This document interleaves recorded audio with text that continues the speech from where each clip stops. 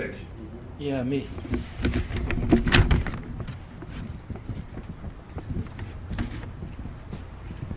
I decided to bring my own timer this time.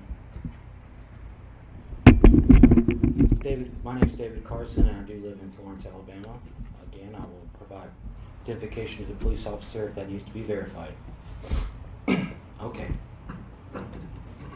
Today, this mic sucks. Today, I am responding to the public message from Dick Jordan printed in Times Daily recently. Let's start out with the statement, it's not fair to council members for people to make untrue, personal, and slanderous remarks. Well, let's look at the words untrue, personal, and slanderous. If the public has said something untrue, I've heard little from this council explaining how they are untrue. Saying something is untrue without further explanation is meaningless. The only thing I remember this council trying to debunk is that the logo was not going to replace the city seal. You may not have explicitly said so whenever you revealed the logo, but the act of changing the city Facebook profile picture from the city seal to the new logo was literally replacing the seal with the logo. Actions speak much louder than words. Now let's look at the word personal. You are all public officials and public figures. Part of the trade-off of becoming a public figure is that your actions are fair game for public discourse. I am not a public official, yet my public activism has opened the door to criticism from the public. People I don't know take pot shots at me all the time.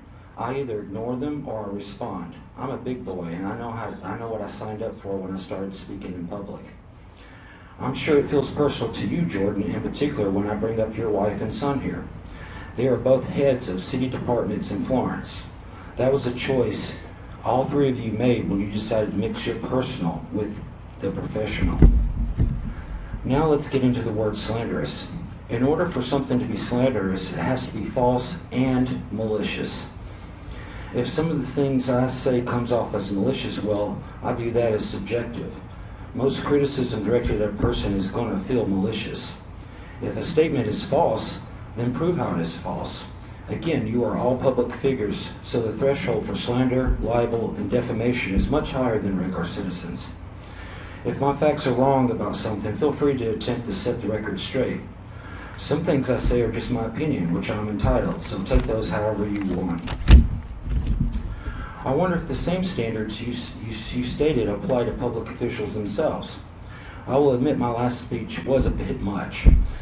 It was that way for a reason. It didn't seem like I was getting your attention, so I applied some pressure. I was also reacting to council members who, among other things, told us that our minds were in the gutter because we didn't like the gutter. So please, tell us some more about where our minds are at. You spoke of conducting city business, Jordan, allowing the public to speak for 5 minutes each, once every 2 weeks, should not disrupt critical business of the city. You said you were running a big business here, Jordan. Is that how you view our city? Just as a big business? This town is a home, not just a business. At my house, there are bills to pay and repairs to make. Regardless, it is a home first and foremost, not simply a business. It is obvious you do not like explaining yourself, Jordan. Trying to shut down public speech in response to public criticism is evidence of that. You can go down that road if you want. I will tell you now that it will not solve anything for anyone. You don't own this building, Jordan. You just work here. Remember that.